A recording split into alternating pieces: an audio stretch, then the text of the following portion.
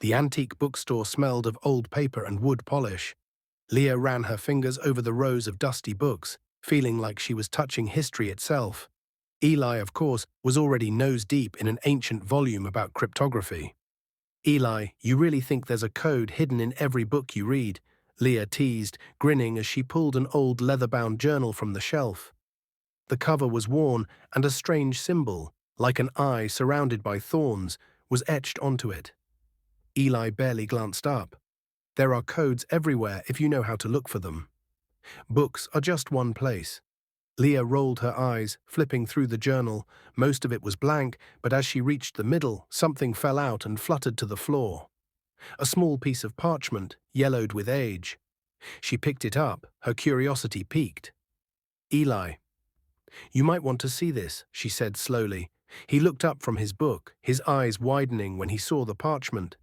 It was a map, hand-drawn, with faded ink lines, marking trails and strange symbols, dotting what looked like the Silvergrove Forest. "I think we just found our next adventure," Lia said with a grin, her heart pounding in excitement. The next day, Lia and Eli stood at the edge of Silvergrove Forest, the wind whispering through the tall, ancient trees. They had their backpacks filled with snacks, flashlights, and notebooks. Eli had brought along a magnifying glass, much to Lia's amusement. "You know, just in case we need to analyze clues," Eli said defensively.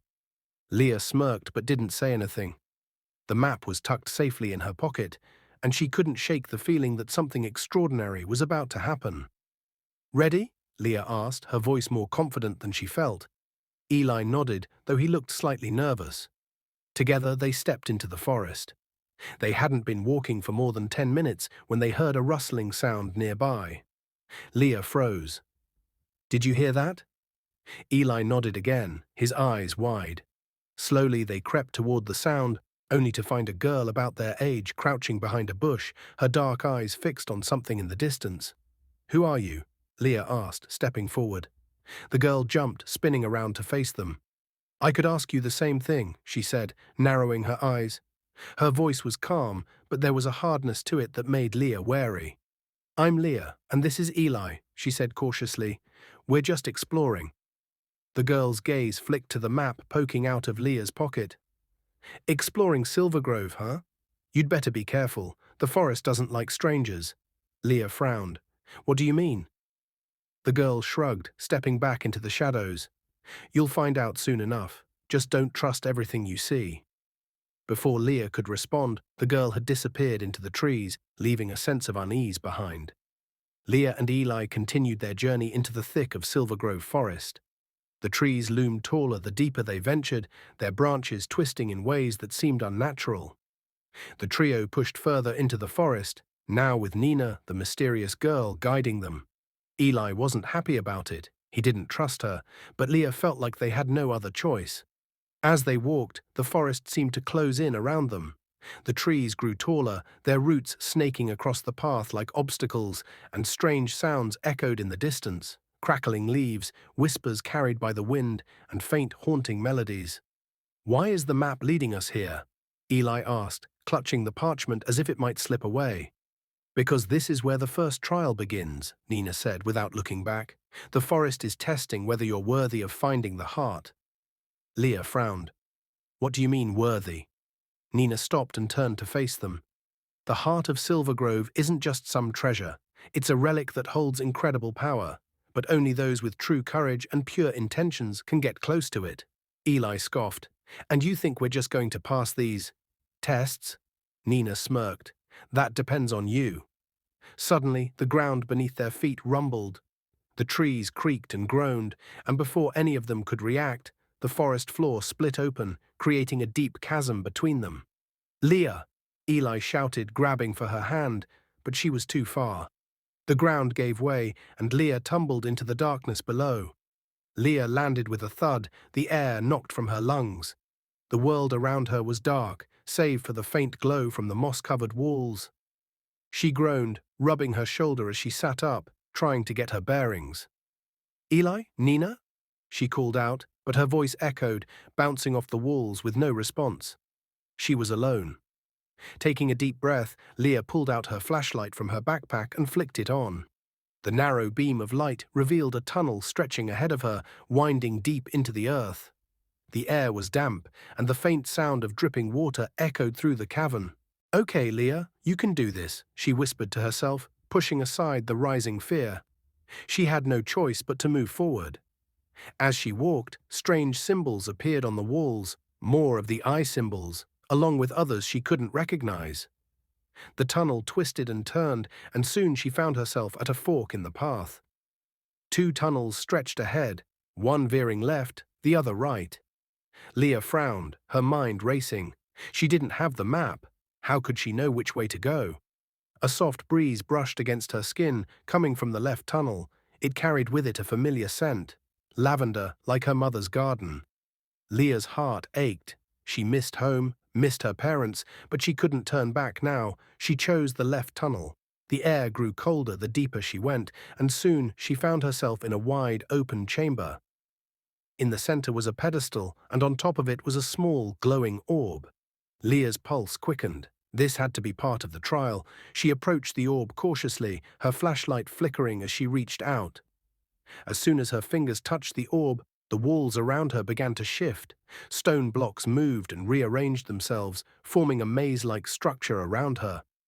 Panic surged in her chest, but she forced herself to stay calm. The maze was the test. If she could find her way out, she would pass.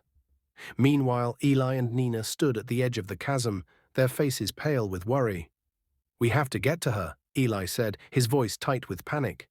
Nina, however, remained calm. "She's in the maze now. She'll have to find her own way out." Eli glared at her. "You don't care, do you? You've been leading us into danger this whole time." Nina's expression darkened. "You think I don't care? I've been through this before, Eli. I know what it's like. But this is part of the journey. She has to do it alone." Eli clenched his fists, torn between anger and fear. "I won't just leave her." Without another word, he turned and sprinted along the edge of the chasm, determined to find a way to reach Lia. As Eli searched for a way to cross the chasm, his flashlight flickered, the batteries dying just when he needed them most. He cursed under his breath, but before he could lose hope, a faint voice whispered from the shadows. "Need help?" Eli spun around, his heart racing. There, leaning against a tree, was a boy about his age, dressed in ragged clothes. His face was pale, his eyes dark, but there was something confident, almost cocky in the way he held himself. "Who are you?" Eli demanded, gripping the map tightly. The boy shrugged. "Name's Jax. I've been watching you guys for a while now. You're in way over your heads." Eli frowned. "Watching us? Why?" Jax smirked. "Let's just say I know this forest better than most. And you're going to need someone like me if you want to get your friend back." Eli didn't trust him, but with Lia lost and no clear way across the chasm, he didn't have many options. "Fine," he muttered, "but no tricks." Jax raised his hands in mock surrender. "No tricks, but hurry before the forest changes its mind." Eli had heard enough strange things about Silvergrove to know that the forest could indeed change its mind. With a reluctant nod, he followed Jax into the shadows. Lia wandered through the maze, the walls shifting around her, making it impossible to retrace her steps. She tried to stay calm, but panic was creeping in. Her flashlight flickered as she turned another corner, only to find herself facing a dead end. "Great," she muttered under her breath. Suddenly the walls around her began to shift again, the stone blocks grinding against one another. The maze was changing, and she was trapped. Just when she thought all hope was lost, a voice echoed through the chamber. "Looking for a way out?" Lia froze, her heart pounding in her chest. The voice was deep and unfamiliar, and it seemed to come from everywhere at once. "Who's there?" she called, her voice trembling. From the shadows stepped an old man, his long grey hair and beard tangled with leaves and twigs. He wore a robe that seemed to blend with the forest, and his eyes glowed faintly in the dim light. "I am Magister Thorn," he said, his voice soft but commanding, "guardian of the forest's secrets." Lia stared at him in awe. "Can you help me get out of here?" Thorn smiled, though there was sadness in his eyes. "The maze is not meant to be escaped easily. It tests those who seek the heart of Silvergrove. Only the worthy will find the way." Lia's stomach churned. "But I need to find my friends. I can't stay here." Thorn studied her for a moment, then nodded. Very well, but know this. The path ahead will not be easy. You must face your greatest fears if you wish to continue. Lia swallowed hard, her resolve hardening. I'll do whatever it takes.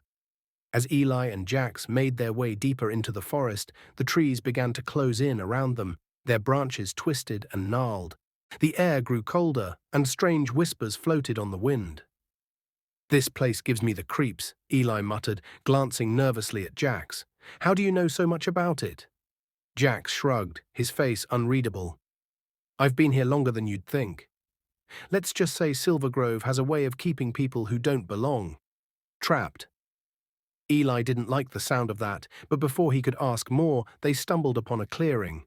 In the center stood an ancient stone altar, covered in moss and vines. But what caught Eli's eye was the figure standing beside it. A tall woman, her hair as dark as the night, her eyes glowing with a strange light.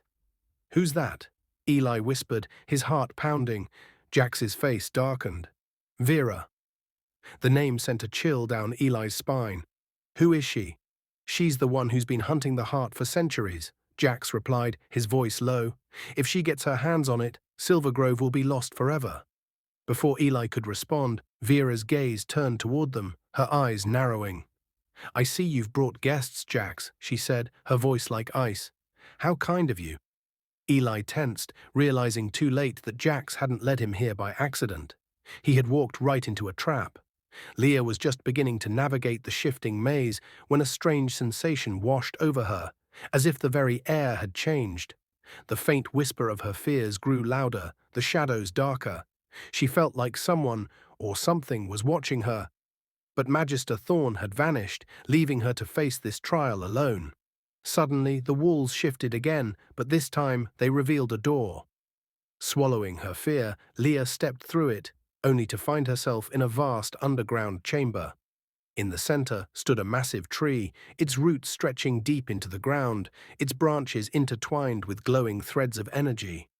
But standing beside the tree, her dark robes billowing in the wind, was Vera. So you've made it this far, Vera said, her voice smooth and dangerous. But this is where your journey ends. Lia's heart pounded.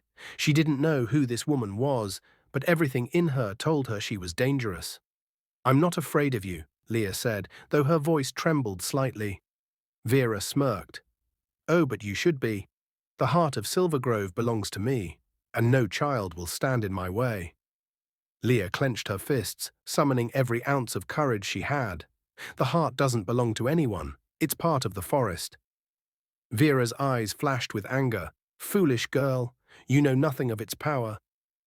As Vera raised her hand, the ground beneath Lia began to tremble, and the roots of the tree lashed out like serpents, wrapping around her legs and pulling her toward the ancient relic.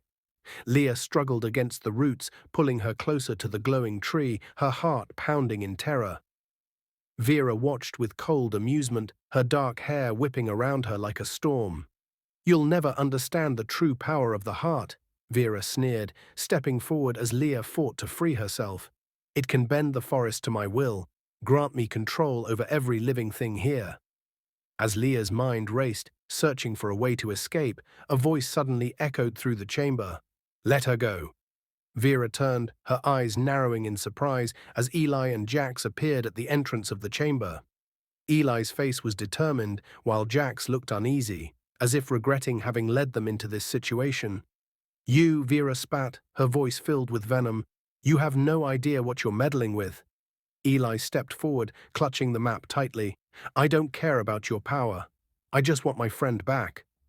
Without warning, the ground beneath them rumbled again, and the ancient tree's roots retracted, releasing their hold on Lia. She scrambled to her feet and ran to Eli's side, her breath coming in short gasps. We need to get out of here, Lia whispered, her eyes darting to Vera, who looked more furious by the second. Jax, however, was staring at the glowing tree, transfixed. The heart, he murmured. It's even more powerful than I thought. Vera smiled cruelly. Yes, and it's mine. Before she could make another move, Magister Thorn appeared in the chamber, his presence immediately commanding the room's attention. His staff glowed faintly as he pointed it toward Vera. You've meddled in the forest's power long enough, Vera, Thorn said, his voice calm but firm. The heart of Silvergrove belongs to the forest, not to you. Vera's eyes blazed with fury, and she raised her hands, dark energy swirling around her. You think you can stop me, old man? The heart will be mine, and no one, neither child nor guardian, will stand in my way. As Vera and Magister Thorn faced off, the air crackled with tension. Lia, Eli, and Jax watched in awe as the two powerful figures prepared for a battle that would decide the fate of Silvergrove. But just as the first wave of energy clashed between them, the glowing tree began to pulse with light. A low hum reverberated through the chamber, and suddenly the entire room shifted. Lia gasped as the walls melted away, replaced by a wide, open landscape bathed in golden light. She blinked in confusion, realizing they were no longer underground, but standing in a strange, dreamlike version of Silvergrove Forest. What just happened? Eli muttered, looking around in disbelief. Jax, who had been staring at the glowing tree, stepped forward. It's the heart. We've been pulled into its final trial. Lia frowned. What do you mean? Jax turned to face them, his expression serious.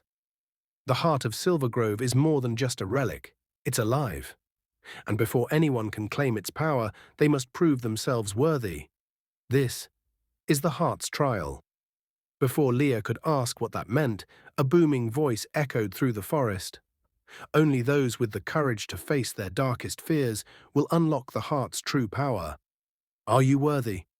The ground trembled, and in an instant each of them was separated, transported to different parts of the forest. Lia found herself alone once more, standing in the middle of a misty clearing. The trees around her seemed to whisper her name, their branches reaching toward her like hands. Her pulse quickened. I have to stay calm, she whispered to herself, trying to ignore the growing sense of dread. Suddenly the mist parted and a figure stepped into view. Her mother. But something was wrong. Her mother's face was twisted in sadness, her eyes filled with disappointment. Lia, her mother said softly, her voice trembling. Why did you leave us? You should have stayed. Lia's heart clenched. This isn't real. Her mother stepped closer, her expression darkening. You abandoned us, Lia. You were selfish.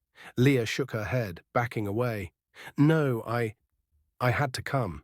I had to help Eli.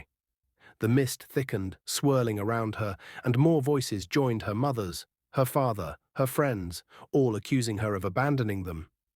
Lia dropped to her knees, tears stinging her eyes. But deep down, she knew this wasn't real. It was the heart's test. She had to face her fear. Taking a deep breath, Lia stood up, her hands trembling.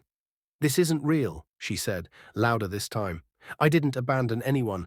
I'm doing this for all of us. I'm not afraid. As soon as the words left her mouth, the mist vanished, and the clearing returned to normal. Lia's heart pounded, but she felt stronger now. She had faced her fear and overcome it. Meanwhile, Eli was facing his own trial. He found himself standing on the edge of a cliff, the vast expanse of the forest stretching out below him.